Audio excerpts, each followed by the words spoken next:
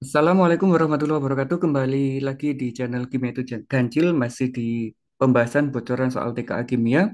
Kita sekarang masuk di bagian kedua, yaitu untuk nomor 6 sampai 10. Untuk nomor 6 kita diberikan dua simbol atom, yaitu karbon dan oksigen. Kemudian diminta untuk mencari jawaban yang benar. Nah, untuk menjawab soal yang semacam ini, langkah pertama kita adalah membuat konfigurasinya dulu. Untuk C, seperti itu, memiliki elektron valensi sebanyak 4. Kemudian untuk oksigen memiliki elektron valensi sebanyak 6. Jadi untuk stabil dia butuh 4, untuk stabil dia butuh 2. Karena sama-sama unsur non-logam, maka ikatannya cenderung berikatan kovalen. Seperti ini. C-nya di sini nyumbang 2, di sini oksigen ini butuh 2, berarti sama-sama 2 menjadi oktet, ini juga oktet. Ada dua pasang, maka ikatannya adalah ikatan kovalen rangkap 2. Jika dihitung bilangan koordinasinya, elektron bebasnya nggak ada di C, sedangkan ikatannya dianggap 2, walaupun rangkap dianggap sebagai satu ikatan. Gitu ya, kalau untuk menghitung PEB. Sehingga ketemu BK-nya adalah 2. Kalau BK-nya 2, gambarnya semacam ini, linear, dan dia bersifat non-polar. Maka yang benar adalah bentuk molekulnya linear bersifat non-polar. Nomor berikutnya, pengembangan soal sampai di tahap hibridisasi. Ada dua unsur yaitu Ki dan Z. Langkahnya sama kayak yang nomor tadi. Kita buat konfigurasinya dulu. Yang Ki, elektron valensinya 5, ada di sini 2s2p. Untuk yang Z, valensinya 7, sehingga untuk stabil, berikatannya dia akan berikatan kovalen sama-sama unsur non-logam. Kalau digambar seluruhnya seperti ini, kalau harus oktet ya, ada satu pasangan elektron bebas yang ada di sini. Kita bisa menghitung PEB-nya, yaitu sebanyak satu PEB dan 3 PEI. BK-nya ketemu 4. Kalau 4, untuk menghitung hibridisasi, kita gunakan SP. S itu satu orbital, P itu 3 orbital, D itu 5 orbital, F itu 7 orbital. Untuk menghasilkan 4, maka akhirnya kita butuh satu dari S dan 3 dari P, sehingga SP3. Bentuk aslinya tetrahedral, kemudian ada satu PEB sehingga membentuk segitiga piramida. Nah, molekul yang punya geometri semacam ini dia cenderung bersifat polar.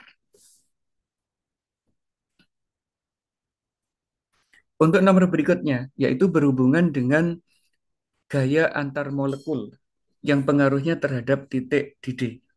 Nah, titik di D itu dipengaruhi oleh gaya antar molekul, juga dipengaruhi oleh berat molekul. Misalnya ini, CH4 sampai SNH4 ini adalah molekul-molekul yang bersifat nonpolar.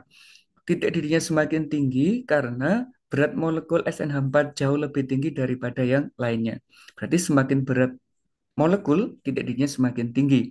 Untuk yang berikutnya, kita lihat misalkan H2S, H2SC, dan H2TE. Ini adalah sama-sama molekul polar.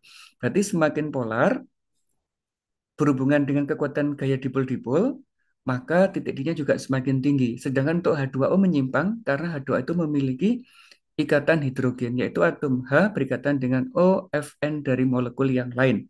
Ada H2O, selain itu ada HF, juga ada NH3 ini memiliki ikatan hidrogen.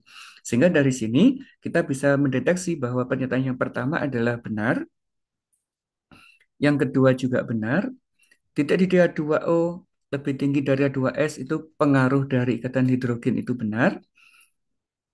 CH4 kurang dari SH4 karena gaya London, benar ya, karena gaya London itu kaitannya dengan molekul yang bersifat non-polar.